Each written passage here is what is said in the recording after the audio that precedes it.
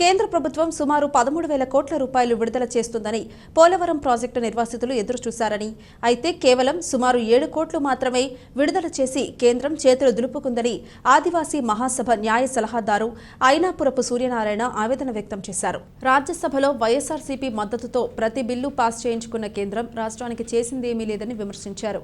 The Rajahmundry press క్లబ్లో శనివారం జరిగిన విలేకరుల సమావేశంలో ఆయన మాట్లాడుతూ, గత ఎన్నికల సమయంలో వైఎస్ఆర్ కాంగ్రెస్ పార్టీ అధినేత వైఎస్ జగన్మోహన్ రెడ్డి కేంద్రం ఇచ్చే R&R ప్యాకేజీకి అదనంగా 3 లక్షలు ఇస్తానని హామీ ఇచ్చారని, అధికారంలోకి వచ్చాక ఒక్కొక్క నిర్వాసిత కుటుంబానికి 10 లక్షల చొప్పున R&R ప్యాకేజీ ఇచ్చే విధంగా జీవో విడుదల చేసినప్పటికీ ఒక్కరికి కూడా ఈ మేరకు 10 లక్షల రూపాయల R&R ప్యాకేజీ ఇవ్వలేదన్నారు.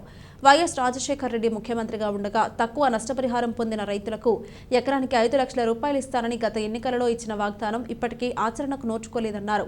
భూమి లేని ఎస్సీ, ఎస్టీ నిర్వాసితులకు ఒక్కొక్కరికి కనీసం ఎకరం భూమి ఇవ్వాలని కొత్త భూసేకరణ చట్టం చెబుతున్నప్పటికీ ప్రభుత్వం ఈ మేరకు చర్యలు తీసుకోలేదన్నారు.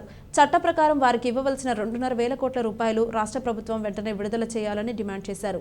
కేంద్ర ప్రభుత్వం పోలవరానికి ఈ దశలో విడుదల చేయవలసిన 13,000 కోట్లు వెంటనే ఇవ్వాలని విజ్ఞప్తి చేశారు.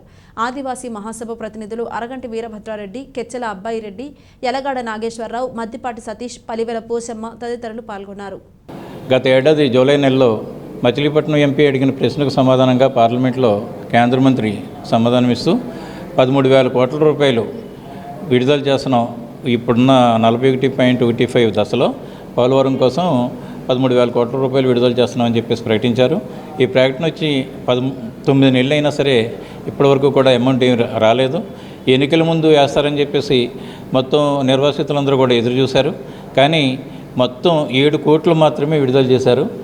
13,000 కోట్లకి 7 కోట్లు మాత్రమే విడుదల చేసినటువంటి ఈ విడుదల చేస్తే ఆ 7 కోట్లు ఎవరికి ఇస్తారు?